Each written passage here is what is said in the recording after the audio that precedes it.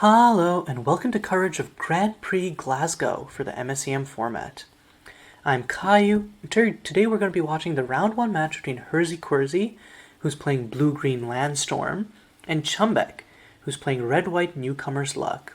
So Herzi's deck is focused on playing land auras on their lands, untapping them with some cheap instants which also cantrip. Because of the mana auras, the untappers usually go mana positive or mana neutral, and then eventually Herzi just generates an insane amount of mana, and then combos off. So turn 1, Herzi played a Seek Prophecy, which is with the format's premier cantrip, putting a Moonlit Hunter into her hand. This is a really powerful untapper because it basically doubles all of your untaps, and therefore it usually functions to double all of your mana. I'm going to be putting Buoyant Thoughts and a Reconsider into her graveyard. Meanwhile, turn 2 is going to play a Primal Resurgence. That's one of the mana auras we talked about. And then uses the 2 mana to create Soughing Spring. So already has 2 mana auras here.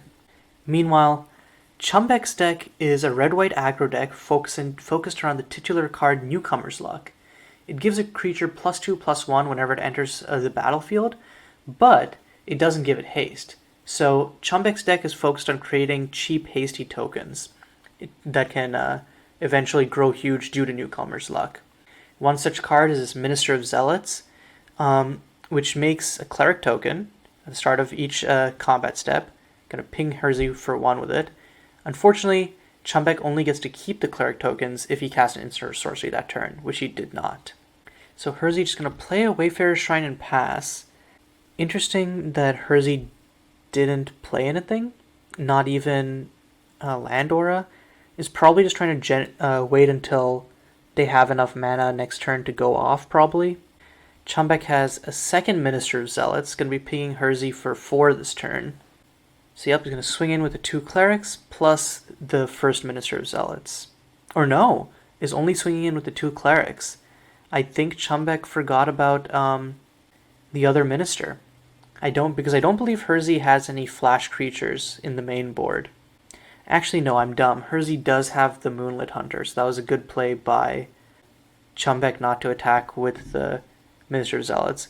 And I saw Herzi put Moonlit Hunter into her hand with the Seek Prophecy, so I really should have known that. Oh, and has a second Moonlit Hunter as well.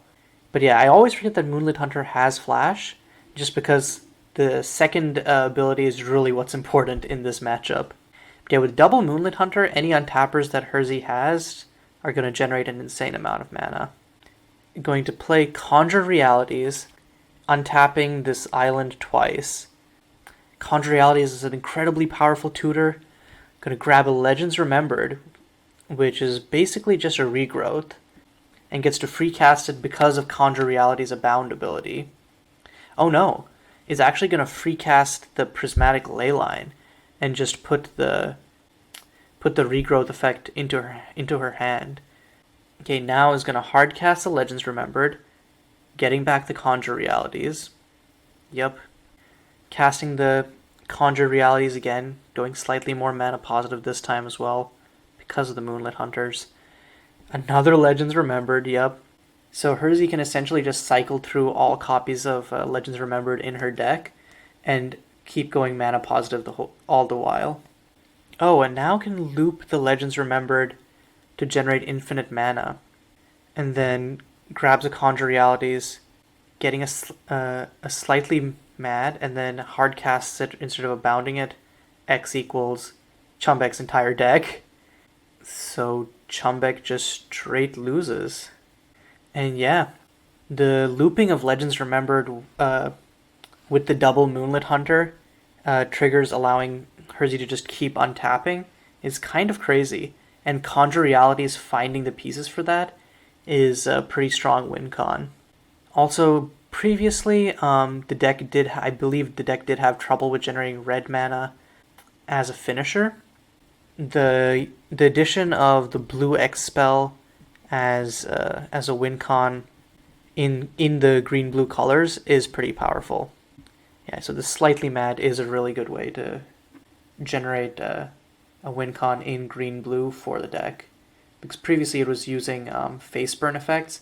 Those are also, face burn effects are also vulnerable to Guiding Light, because it can, I think you can get hexproof from that using Guiding Light, and then the deck's just kind of stuck without a way to win.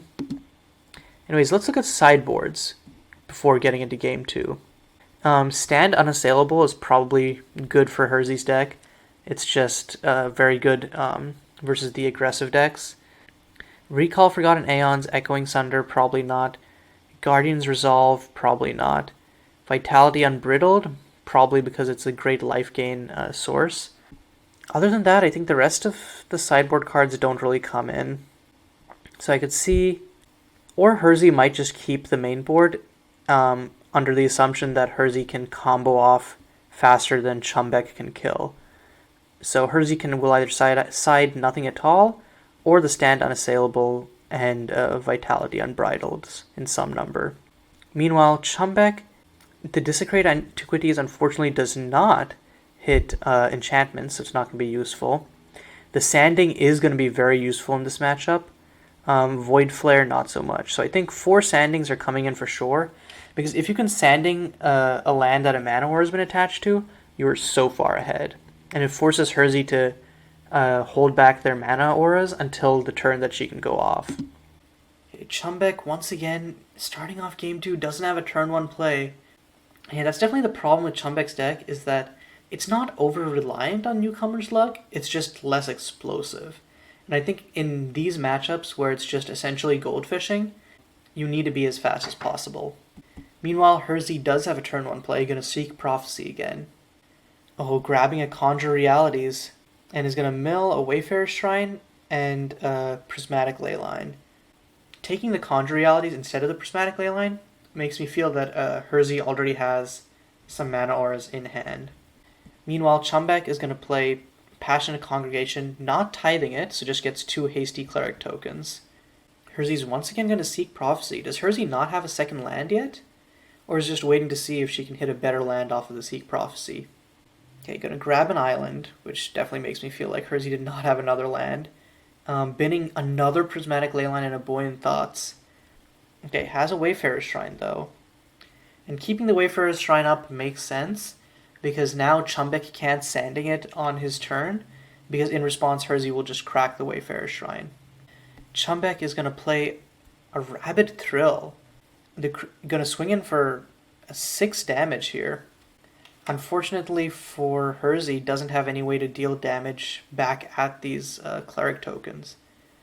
So the downside clause of Rabid Thrill is not going to come into play. So Herzi's potentially dead next turn if she can't go off. Gonna tap 2. A Stand Unassailable will help with that though. Gains 7 life and stabilizes for a little bit. If Chumbeque has a land plus Siguratam plus some burn though, can still kill Herzi here. Has a second Rabid Thrill. These are little 5/1 Cleric tokens. Doesn't have anything else though, so just gonna swing for 10. Now, Herzi is on a definite 1-turn clock, so if she can't win this turn, gonna be an issue. Has a 4th land.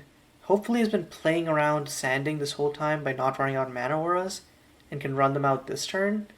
Otherwise, it's an issue. Okay, so Herzi's just gonna pass, I guess doesn't have anything yet. On end, Rogar's Frenzy Herzi.